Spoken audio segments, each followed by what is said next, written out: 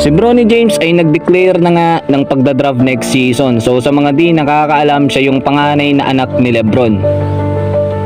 So sinasabi ng ibang analyst na ito nga daw si Bronny James ay magiging undrafted lang dahil nga sa kanyang performance dito nga sa kolehiyo na nagtatala lamang ng 4.4 points, 2.4 rebound at 2.2 assists per game sa kanyang paglalaro.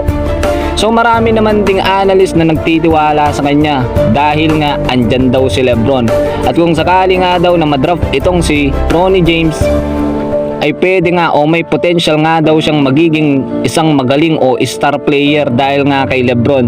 Dahil pwede niya daw itong turuan habang nasa court sila, at kung magsasama nga daw sila, malaki yung potential na mag-i-improve agad itong si Bronny.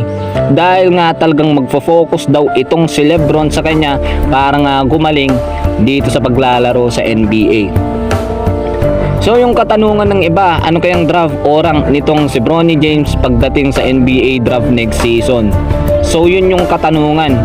Pero kahit ano nga daw yung magiging rank niya next season, di na daw mahalaga yun. Ang importante nga daw madraft niya. Kahit nga undrafted, asahan daw natin na maraming kukuhang team sa kanya dahil nga dito kay Lebron. Dahil sa mga di nakakaalam kung nasaan nga si Bronny at kung anong team nga siya madadraft next season, parang dun nga si Lebron pupunta o gusto niyang maging kakampi itong anak niya at makasama nga dito sa NBA games. So yun din daw yung pangarap ni Lebron dahil yun yung sinabi niya nung interview sa kanya.